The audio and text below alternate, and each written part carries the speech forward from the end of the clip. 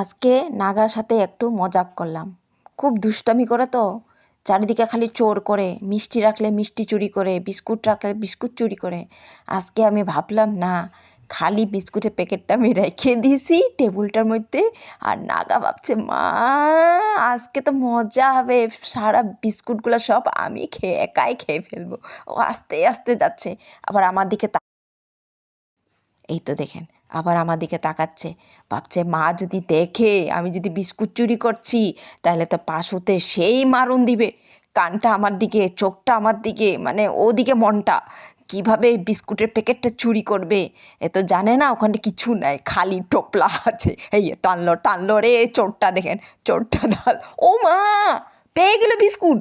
ওরে বাবারে, আমি তো দেখেন, নাগার তো কপালটা খুবই ভালো দেখি। তোর কপালটা এত কেন ভালো? হ্যাঁ, তুই বিস্কুট পেয়ে গেলি।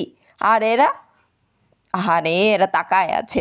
আর চোরটা খালি চুরি করে করে বিস্কুট খায়, আমরা খালি না খাই বসে থাকি। আর তুই খাইতে থাক দাদা, তুই খাইতে থাক। সবাই তাকিয়ে আছে দেখেন, দেখেন নাগার কি দুষ্ট রে বাবা, খায় দেয় চুলকাচ্ছে এখন।